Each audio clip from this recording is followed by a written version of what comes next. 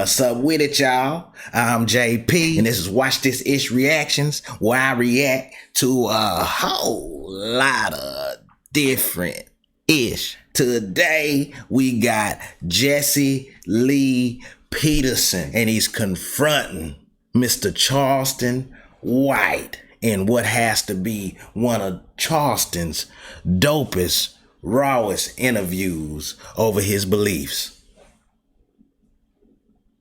Yeah, now that you know the deal, y'all, slap that like button, subscribe with your boy, and hit that bell notification so you know when all the new content drop.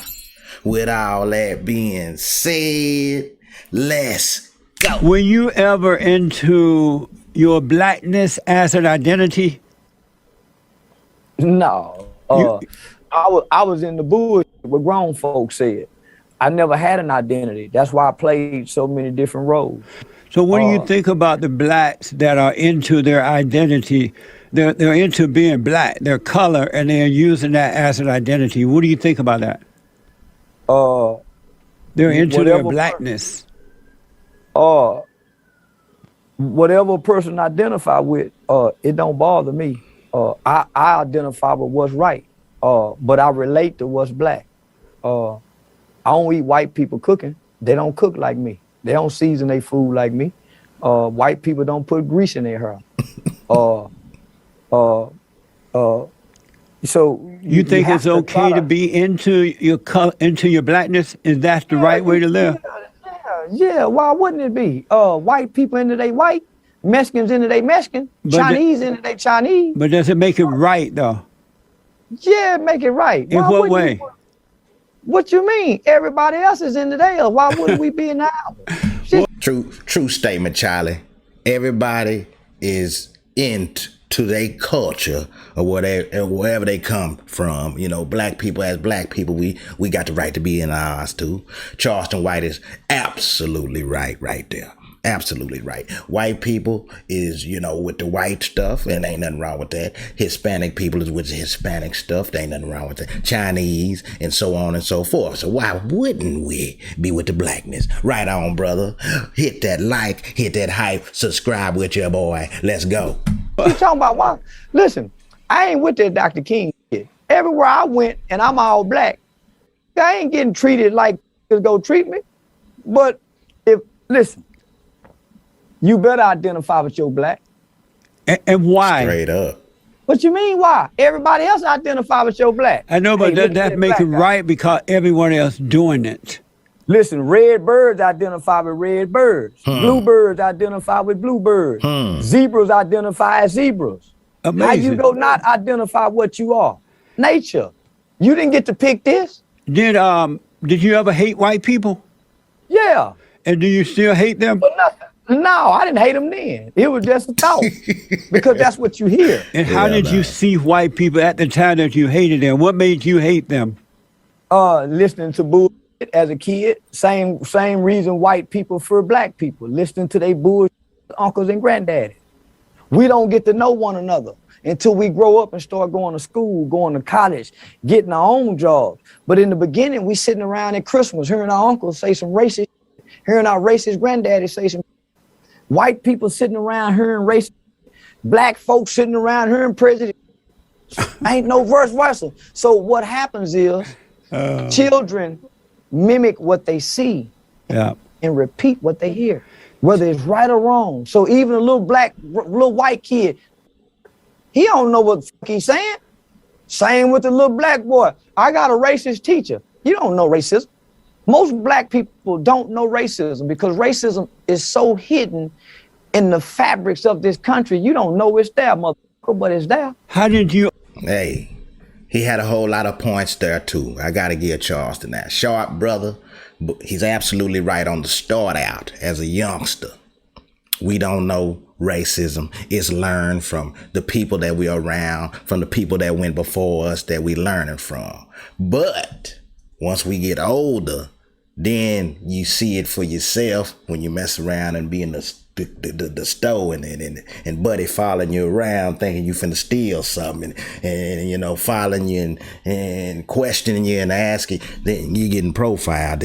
Then you know what I'm saying, it's observed through things you've lived in life. So yeah, you get a little heavier once you go through it for yourself. But he's absolutely right. As a kid, it's given to us by our parents or what have you, straight up and down. Overcome hated whites. Oh, I started white girls at an early age. Yeah, I started on white girls at an early age. I ain't bullshit. My mama moved. Listen, I'm one of the first to live among white folks in the 80s. My mama moved us to Pantego, a notoriously known all-white community. Yeah, I went out there and realized white girls like, yeah. My mama them say, my grandmama them say, hey, listen, they not racist, but a black woman's biggest fear, if we move around white people, the white girls go holler rape. We done seen what happened to Emmett Till and every other that like to chasing that white girl. So no, man. Once I went on white girls, ain't nowhere in the world I can hate white people good at white girl pussy. So what do you think about Hell no. this war that's going on between the blacks and the whites today? Listen, people, it's gonna be over with. I tell you all the time, go make a baby with white girls. But most black people think that white people are their enemy today. What do you think about that? They don't think that. Not after the Kardashian. After keeping up with the Kardashian, racism is just about to be over with. But they use it for everything. The mulatto, I got mulatto babies, so I don't know racism. Listen, I'm one of the only I know on damn near every race of woman you can think of. I done had. Boy, he absolutely. The Kardashians then single-handedly stopped racism. Damn sure did.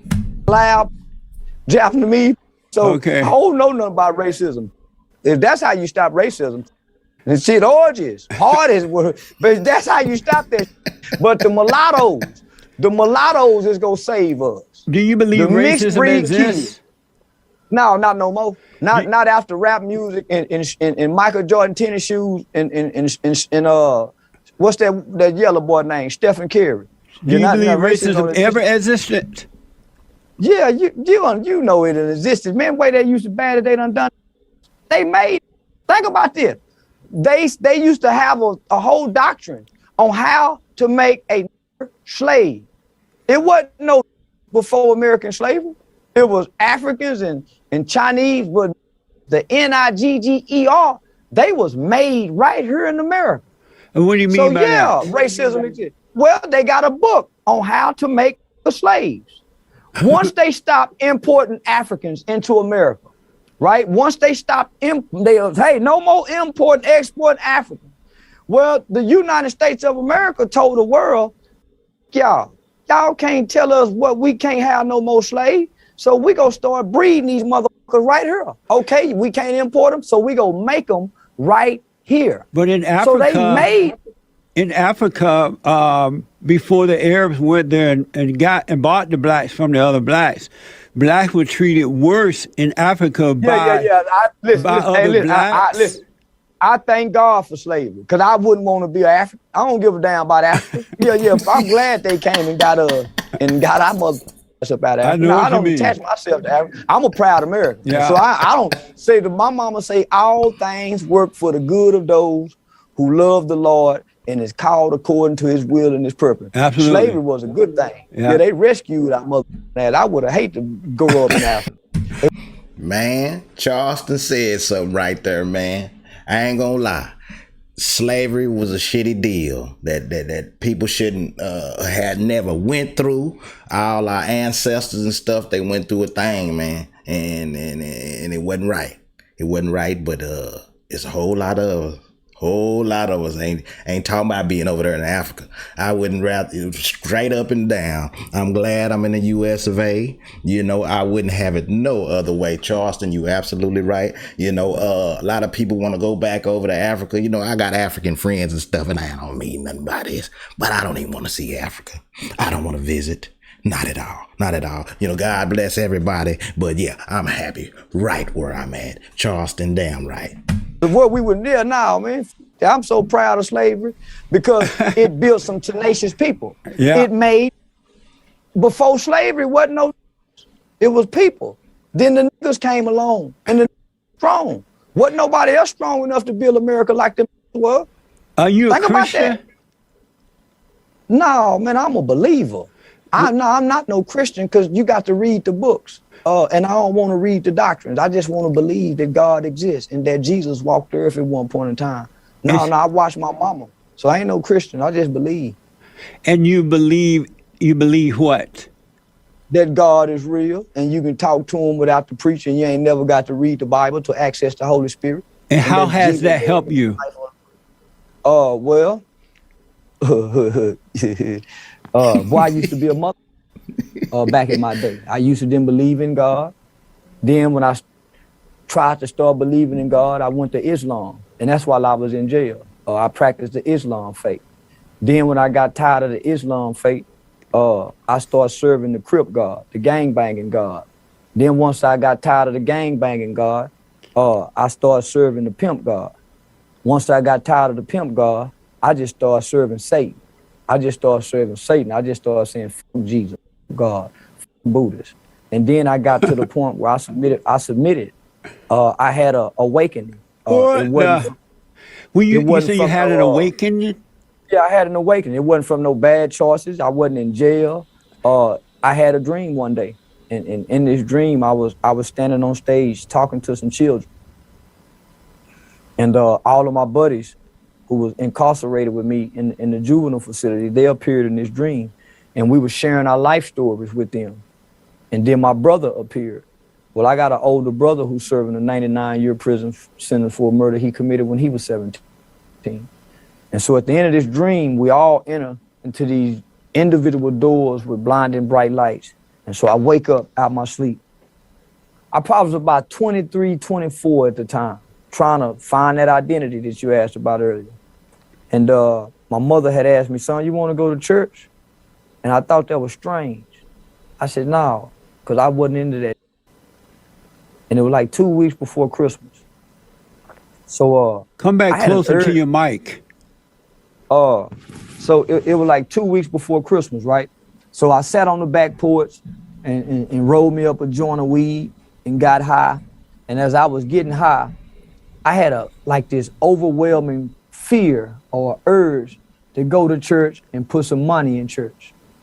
So I went to this church, sat on the back row, and this preacher walked out and he looked at me. First thing I said, well, damn, somebody done told this motherfucker I smell like weed. You need to get out of here. So I sit there. He began to preach about Joseph. He began to preach about Joseph in the Bible, how Joseph was sold into slavery and, how God had favor upon him and all of that. And so at the end of his sermon, he said, when I walked out of here, I got a kick in my spirit. And the Holy Spirit told me to tell you that you're Joseph, young man. I resent males. So in my mind, he with me, he playing them church games because he see I'm new. He said, I just want to pray for you, young man. So when I went down to that altar, he started kind of recanting that dream to me and say that he see me standing on stage, sharing my life story with children, traveling around the country, impacting governments with my testimony. That man didn't know nothing about my story. So from that moment on, I had a spiritual awakening. And if you fast forward from that moment to now, I live and I've done everything that strange preacher man said that he saw me doing. So do you have perfect peace within? If I don't, I'm gonna smoke some weed, get my stuff. What? Yeah, if I don't have perfect peace, I'm gonna do just what every other American do. I'm gonna have me some wine, smoke a cigar, smoke some weed, and that's what brings peace. A man that good. All that other shit, bullshit. So do you have perfect peace that comes from God? I don't know where it come from. Sometimes it come from. Not perfect peace. What's perfect peace when you got a wife and with you? Yeah, what's perfect peace when you got the kids saying, Daddy, I need this? What's perfect peace, man? Are you married? Peace? Yeah, I'm married. And how many children do you have? Oh, I got 2. Oh, okay. And what is it like being married? Are you married to a white woman? No, I ain't gonna marry no goddamn white. Why just white bitches? I ain't gonna marry now. Are you married to a black woman? Goddamn right. And so what What is it? What is it like? What the? What is it like being married? I ain't Kanye West. What is it like being married? Man, I be wanting to everybody, and if I'm somehow I feel like I'm in prison sometimes. Yeah, I want to be a low down, dirty motherfucking single man, and her cousins and her sisters and get away with it, but I can't. I honor my vows. But man, sometimes I don't want to be married. Some days I tell her I don't want to love nobody. I want to be selfish. Some days I don't want to kiss you and say I'll be back, baby. Some days I don't want you or the kids saying nothing to me. And I don't. You tell her that? Yeah, we feel it, don't we? As men, don't we feel it? What does she say when you tell her that? Oh man, I'm like granddaddy to them. She can't say nothing. No, I'm like the men before women's suffrage. No, I dictate. Yeah, I'm like the old vows. Cherish and obey. How long you been married? years. How many? Yeah. 3. Oh, 3 years. Yeah. And so your wife is okay with you saying those things to her? I done call her in the mall before shopping. I don't get embarrassed. You talking about, man, I'm f***ing her. What you mean? Is she okay? Who go f*** if I don't? Yeah, she got to be okay. We married. It's safe for better or for worse. Yeah, I'm like the old. I'm like the old man back in the day. I'm like Archie Bunker and Edith. Just plain. I'm an Archie Bunker kind. Yeah, mean in the motherfucker in the house. Yeah, that's the kind they like. They don't like no holding no door open. They like a nigga good and mean. Call them a bitch every now and then. There y'all have it. Jesse Lee Peterson confronts Charleston White, and Charleston White lets you know exactly how he feel or what he thinks and how it's gonna go. You seen it, you heard it, it is what it is. Jump in the comments, hit that like, hit that hype, subscribe with the tribe, and continue to rock with me so you can watch. This ish.